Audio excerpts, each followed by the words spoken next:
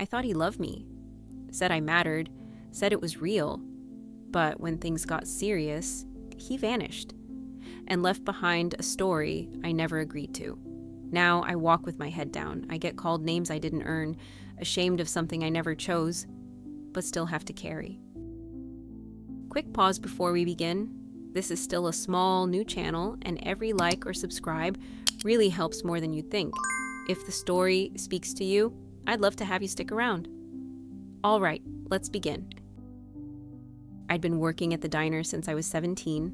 Small town, one main road, the kind of place where everybody knows what you're doing before you do it. College wasn't an option for me, not with how things were at home. But the diner felt good enough. That's what I told myself anyway. That it was fine, that I didn't need anything else. I didn't believe it, but it helped to say it. That's where I met him. He used to come in late in the afternoons, always sat alone, same booth near the back. 10 years older than me, clean shirt, tired eyes. He read a lot, said I had a good memory for orders, and that I smiled like I was holding something back. No one had ever said anything like that to me before. He started coming in more, talking more, asking questions. What I liked to draw, if I believed in fate, things that made me feel interesting, like I mattered. I fell for him without even realizing it. He said we should keep things quiet. People here wouldn't get it, he said. The age gap, the timing, that they'd turn it into something ugly. I didn't want that. I wanted him. So I agreed. I thought it made us special, like we had something worth protecting. He made me feel beautiful, wanted, chosen. I'd never even kissed a boy before him. Not really. I was nervous when he brought it up, when things started getting closer, but he was patient. Said he cared about me, said it was something natural, something people do when they're really in love. I wanted to believe that, and I did love him. I loved him so much it hurt. So when we crossed that line, I didn't stop him. It wasn't rough or fast or wrong. It felt warm, software, like something we'd remember. I thought he'd remember it too. A few weeks later, I found out I was pregnant. I was shaking when I told him, nervous but weirdly happy too. I thought we'd figure it out together, that maybe this meant we were real, that we had a future, but he looked at me like I was a stranger, cold, silent. Then he laughed, just once, and asked me who the father was supposed to be. I didn't understand what was happening. He said I was lying, said I'd probably been with someone else, that I was young, confused, trying to trap him, and then he left me. I kept thinking he'd come back, that maybe he panicked or needed time. I checked my phone constantly, reread old messages. I thought love didn't vanish like that. But then the rumors started. I didn't know where they came from, just that they were everywhere. People said I chased him, that I begged, that I made it all up, that I was obsessed and he felt sorry for me. And then the video showed up. I didn't even know he recorded it. But there I was. My body, my face, him. All of it. I couldn't breathe. I couldn't blink. It felt like the floor dropped out from under me, like I wasn't in my skin anymore. The man who said I was special, who said I mattered, had filmed me, kept it, shared it.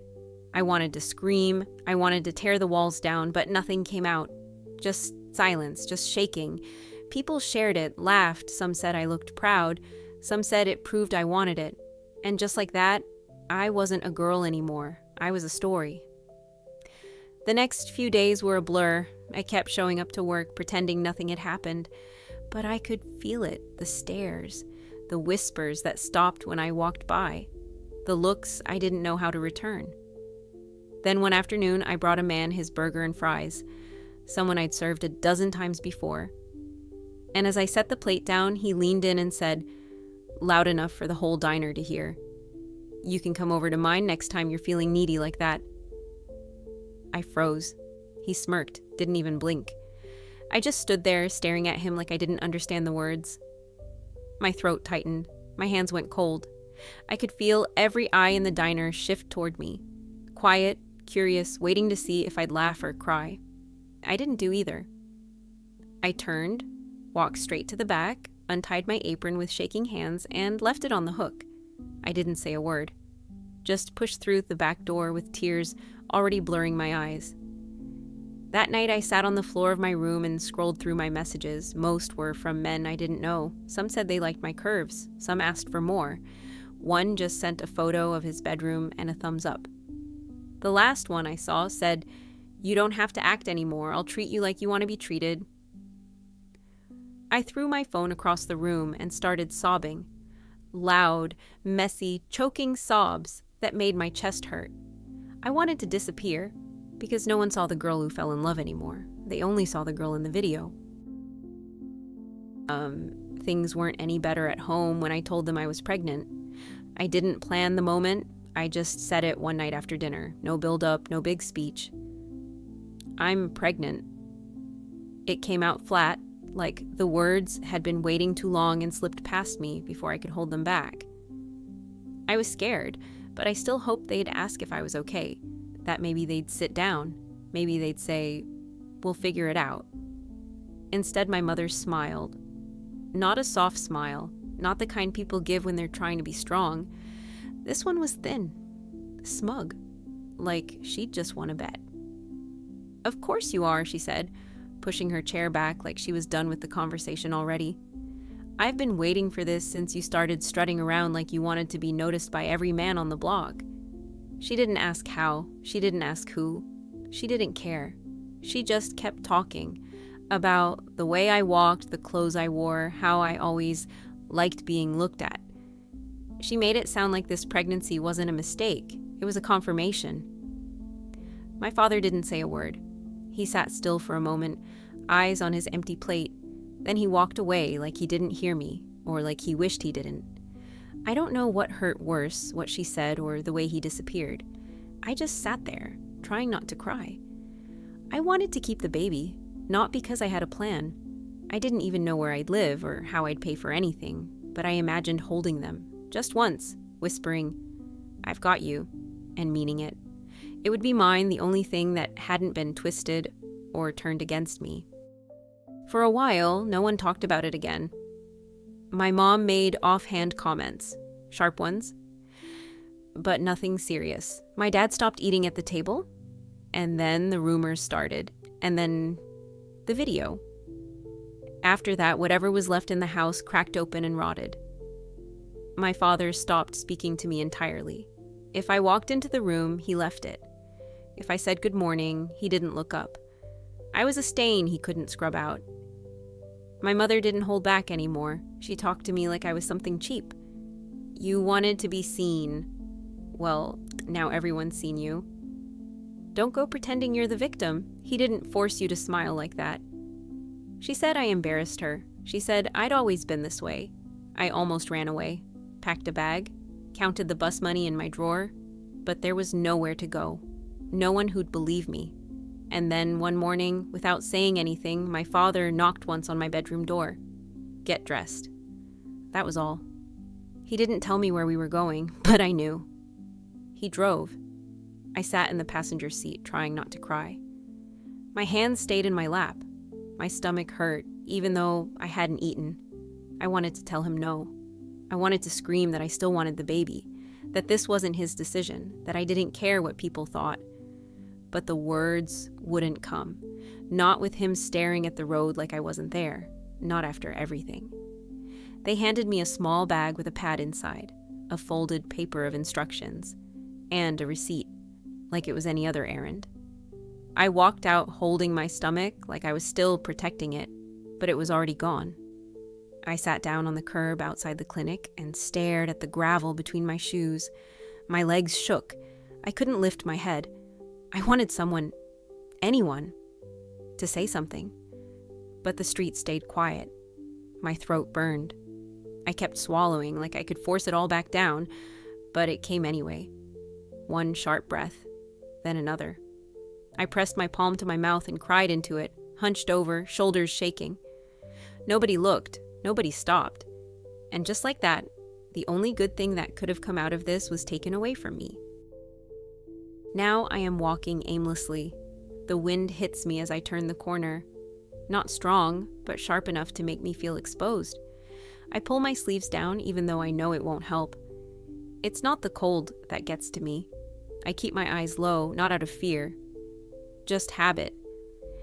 It's easier that way to pretend I don't see the stairs, that I don't hear the boys laughing behind their hands, that I don't notice the older women shaking their heads like I'm already lost.